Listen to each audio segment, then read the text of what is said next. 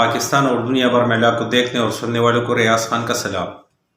ناظرین، کراچی میں آج آٹے کی تیلی 10 کلو 1380 روپے کا ہو چکا ہے۔ ٹویٹر پہ میں دیکھ رہا تھا، کچھ ہمارے پٹواری بھائی جو ہے نا وہ بتا رہے کہ لاہور میں 680 روپے کا ہے۔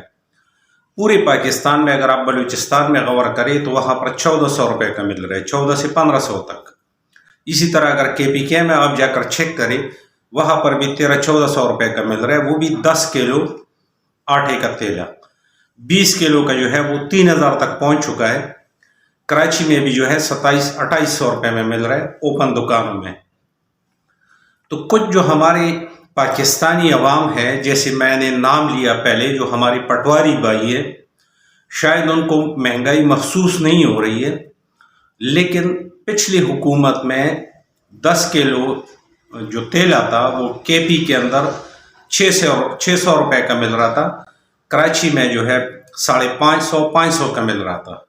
لیکن اس 7-8 مہینے میں ایسی کیا قیامت اس ملک پر گری جس سے آپ کے آٹے کی قیمت اچانک جو 20 کلو کا تیل ہے وہ آپ کی اچانک 1200-1300 سے 3000 پہ پہنچ گیا ہے۔ اب تک ہم عوام کو سمجھ نہیں آ رہی ہے کہ پچھلے 40 سال سے، یعنی 1980 سے اگر آپ اندازہ لگا لیں تو 1980 میں ایشیا میں پاکستان کی کرنسی سب سے مستحکم کرنسی تھی۔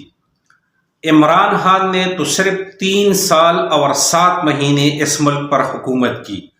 تو عوام کو یہ سوچ لینا چاہیے کہ پچھلے 40 سال میں حکومت کس کی تھی؟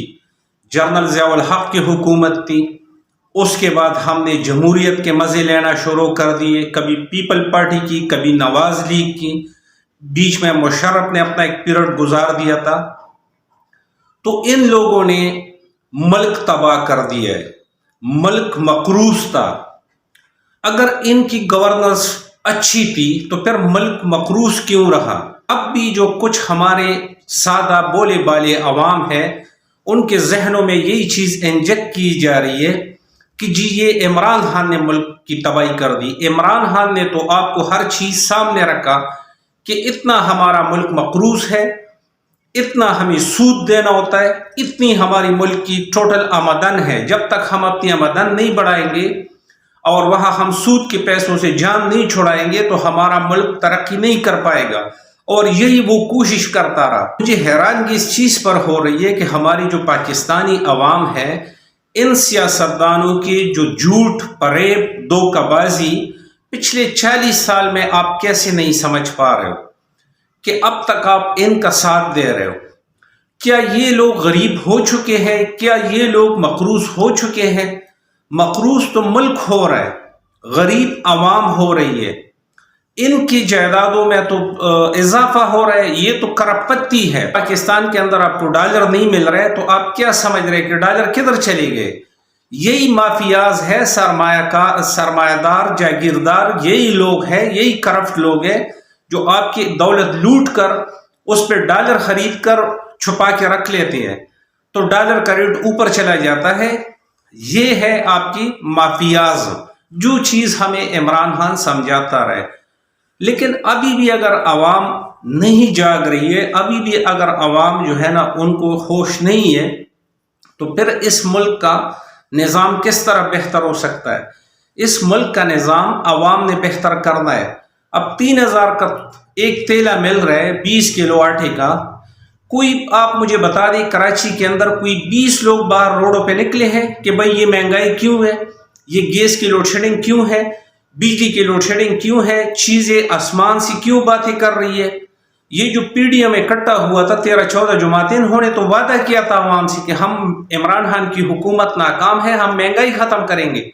اب ان سے پوچھا جائے نا کہ انہوں نے مہنگائی ختم کی، بلکہ ان لوگوں نے تو ملک الٹا ڈیفالٹ کر دی ہے۔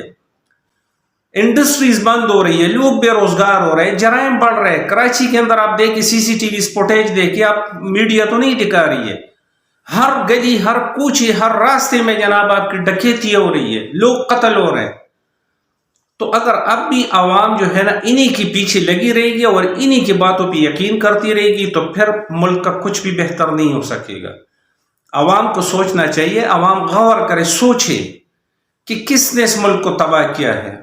اگر جب آپ کو پتہ لگے کہ ان لوگوں نے اس ملک کو تباہ کیا ہے، تو پھر عوام ان کی پیچھے کیوں جا رہی ہے؟ عوام ان کی پیچھے نہ جائے۔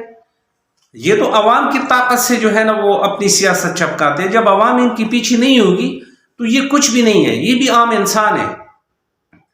اللہ تعالی ہم سب کا حامی اور ناصر ہو۔ اب تک کے لیے اتنا، اللہ حافظ۔